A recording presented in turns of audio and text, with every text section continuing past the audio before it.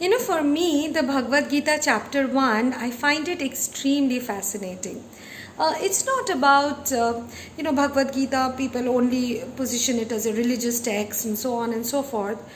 But for me, it's like, two opposing parties, they are at war, and what's going on in their mind. It's their strategies and what is working and what's not working. So right in the beginning, in Shlok 1, Dhritarashtra says that, Sanjay, tell me what's going on. What's really going on? Because Dhritarashtra cannot see. He's a blind king. He's a blind king of Hastinapur. His son, Duryodhan, is on one side. His son, the Kauravas are on one side, while his brother's son, the Pandavas, are on the other side. So he really has a lot in stake in this battle.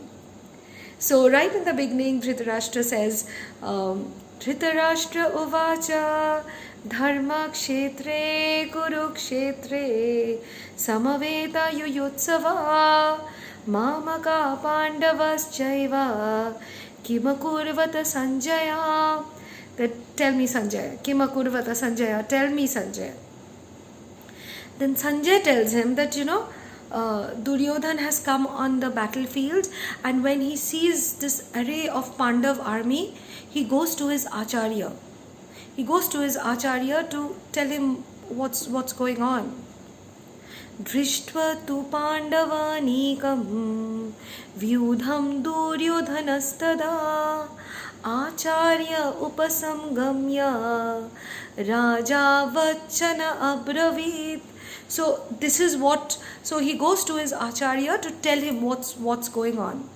And then you realize that Duryodhan is going to his Acharya, the teacher, to constantly tell him how strong the Pandav army is. I mean, shlok after shlok, 3, 4, 5, 6 shloks, he's constantly talking about the Pandav army. First he says that along with the Pandavas there is Drupad Putrena, which basically means Drupad's two sons. Drishtadumna is there, Shikhandi is there, they are Drupad's sons. Then he keeps on recounting one after the other warriors in the Pandav's army. He talks about Bhim, Arjun, Yudhishthir. Then he talks about Virat. He talks about Chekitana, Drishtaketu, Kashiraj, Purojit, Kunti Bhoj, Arjun and Subhadra's son Abhimanyu, Draupadi's 5 sons, they are very good charioteers. He talks about King Drupad. So it's strange because you see Duryodhan is constantly talking about the Pandav army. And then finally he does come to his army, and he tells his guru that even we have great warriors. We have you, Dronacharya, we have Bhishma, we have Karna, we have Vikarna, we have Somdat. But it's not as detailed as the way he's recounting the Pandav army. And then you understand finally when he says, Aparyaptam tadasmakam Balam Bhishma Bhirakshitam Paryaptam Pidam Mitisham Balam Bhima Bhirakshitam, which basically means that Aparyaptam is Bhishma's army. Bhishma's army means whom?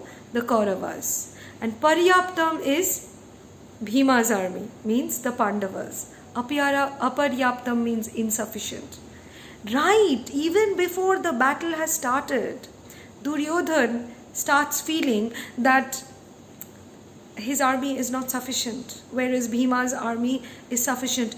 Even before, isn't this a very, very famous strategy between two opposing parties, whether in a game, whether in a match, whether in a debate, to intimidate the other one? And you see right in the beginning, Duryodhan has already got intimidated. I will be taking you through these shlokas of Gita because it fascinates me. It fascinates me as to what's going on in these people's minds. So yeah, I'll be taking you through them.